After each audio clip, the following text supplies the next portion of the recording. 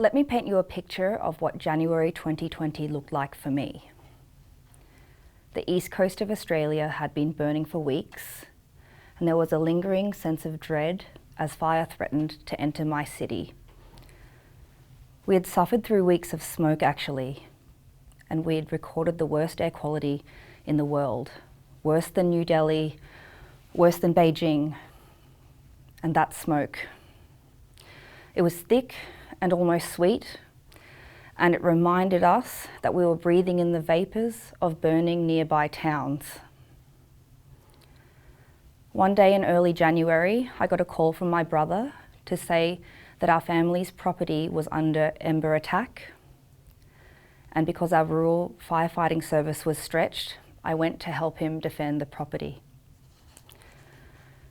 Now, we were safe, but many weren't. Our property survived and we survived. But many others in Australia lost their lives that day. Many lost their homes as well. And these fires continued to burn for many weeks. I returned home to pack my bags to head to the World Economic Forum in Davos.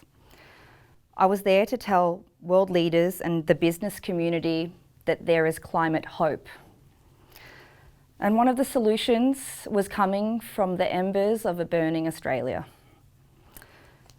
Each year, in recognition that dialogues with world leaders would benefit from having youth voices in the room, 50 young people, or global shapers, from all over the world are selected to attend the World Economic Forum. I was there to show the world the technology that my team is working on.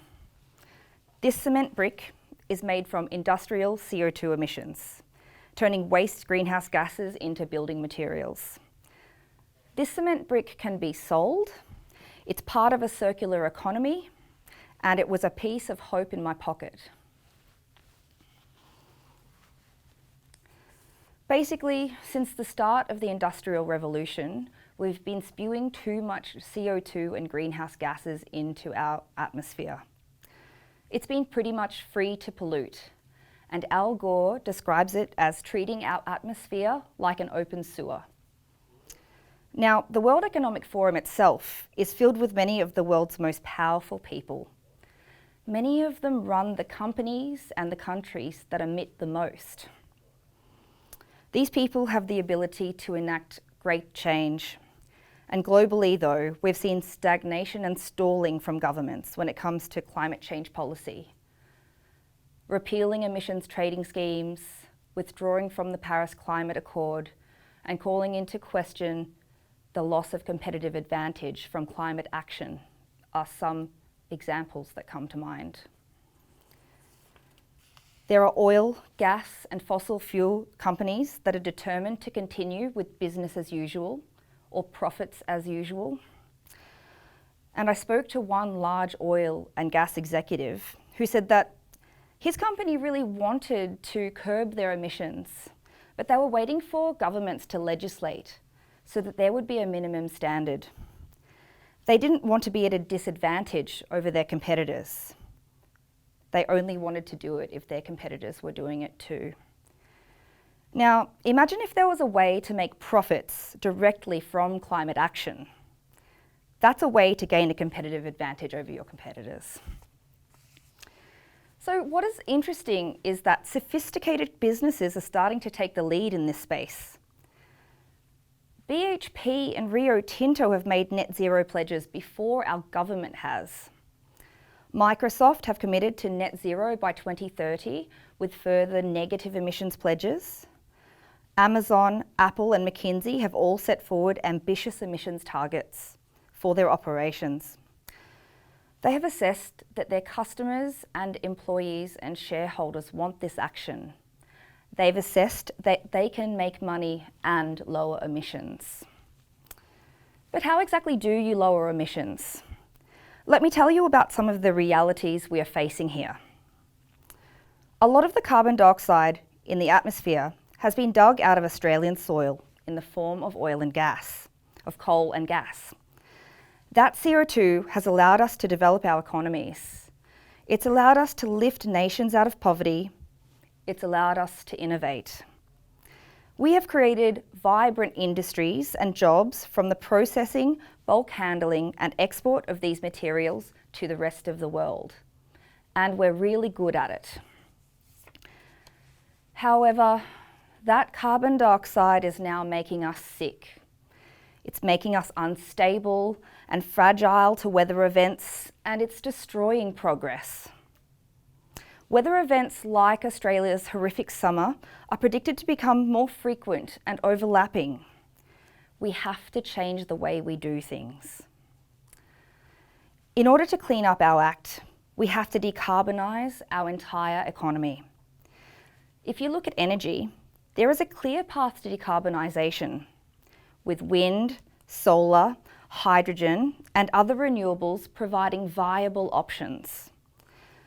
The past decade has seen remarkable growth in this sector actually, and we need to further support the transition to 100% renewables.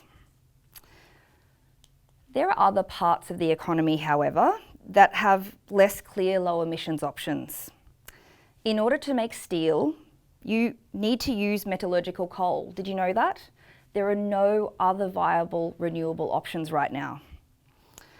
Cement and chemicals also rely on similar thermal processes. So economies don't just start and stop, and transition is important. Coal-fired power stations running in Australia right now will run until the end of their lives. That's around 20 or so more years. So as we start to wind down heavy industries, we need a plan for jobs and the just transition, and we need a plan for the emissions too. The steel, cement and chemical industries that are required to build our future infrastructure, and these technologies need decarbonisation options. This is the kicker.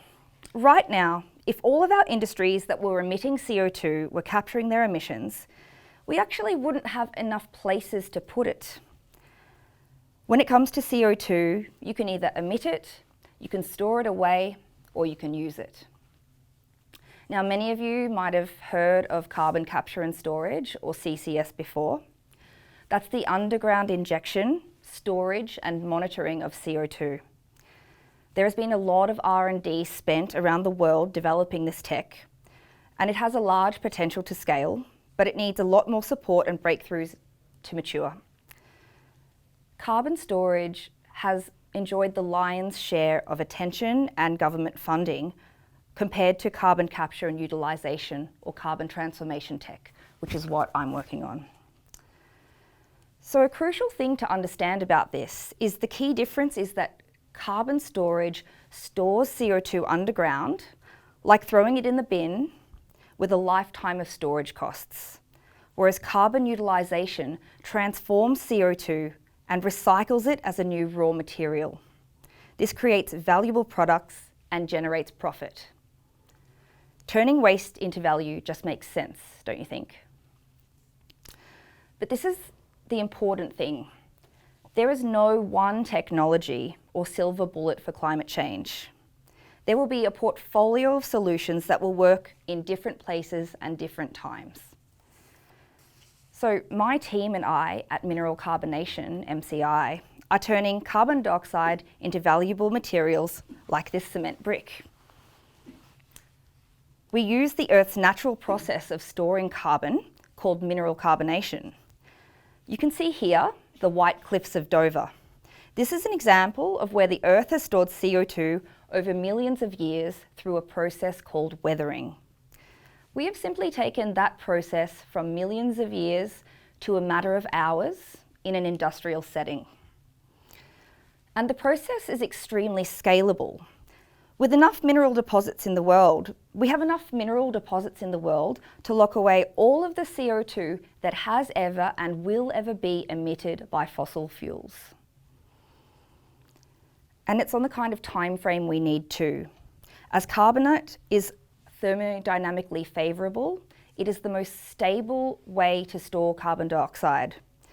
And that means we're storing something like this for 10,000 years, preventing the CO2 from being emitted into the atmosphere again.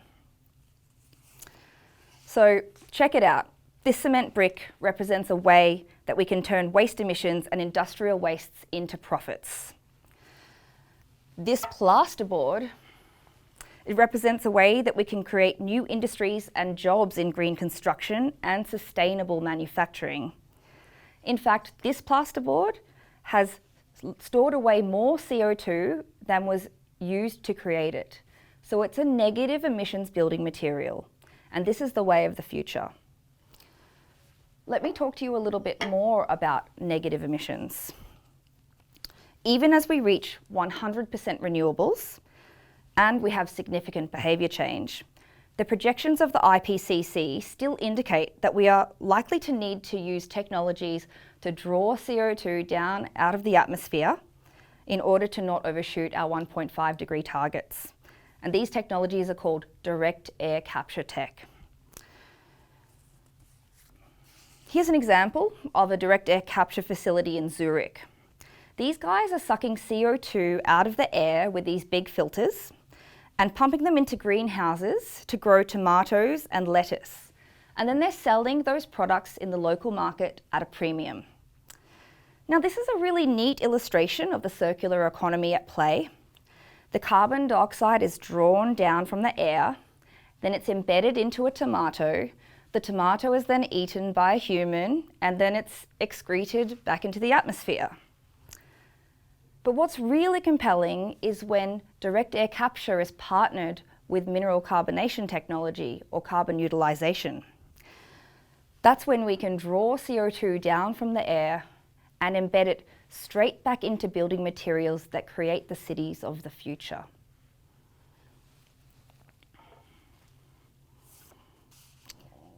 Technologies, many of them, partnered with ambitious targets, leadership, market certainty, and consumer will get us to where we want to go. We as technologists need to be better at communicating the potential of our technology. Now, it would be remiss of me to not mention that there is a technology that already exists that sucks CO2 out of the atmosphere and locks it straight back into building materials that can be used in advanced manufacturing and construction. And that's wood. So we think wood is fantastic. We should be planting as many trees as possible. It's a wonderful way to store CO2. But a tree, however, requires land, water, and it will store CO2 from around 20 to 100 years. And if that tree rots or burns, then it will release all of the CO2 that it has ever stored away. So this is my point, is that different technologies work in different areas and at different times. Now, when I first started working in this field 7 years ago, I met a lot of technologists and scientists complaining that their technology didn't get grant funding and support from governments. They complained that policy wasn't supporting the potential growth of their innovations, but I realised that when you're stuck in a lab all day, you're not really focusing on communicating the potential of your technology. And that's crucially important. How are policymakers and legislators meant to know about the potential of your tech if you're not talking about it? So I realised that policy doesn't only influence technology, but technologies can also influence policy development. And in recognition of that, I set up an advocacy group with some colleagues called CO2 Value Australia. So this advocates for all technologies that use CO2 as an ingredient. You know, there are technologies that transform CO2 into synthetic fuels, into chemical feedstocks for everyday items like mattresses, and advanced manufacturing materials.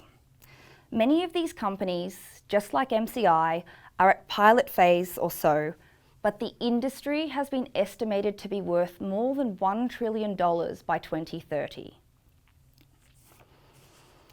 So how do we get to a decarbonised future? We need governments to set ambitious targets that will signal industry creation. When John F. Kennedy declared that America would put a man on the moon by the end of the decade, the technology didn't yet exist. By making the ambitious statement, private and public investment aligned, and they reached their goal, which was achieving a first for humanity. Closer to home too, the ACT government declared in 2015 that we would be at 100% renewable electricity by 2020. That ambitious target allowed us to attract the best new innovators and renewable energy businesses. And this created a vibrant renewable ecosystem. And that's another thing that happened on the 1st of January 2020. We achieved our target. Governments can set forth visions, show leadership, and achieve ambitious climate targets. We are capable of so much.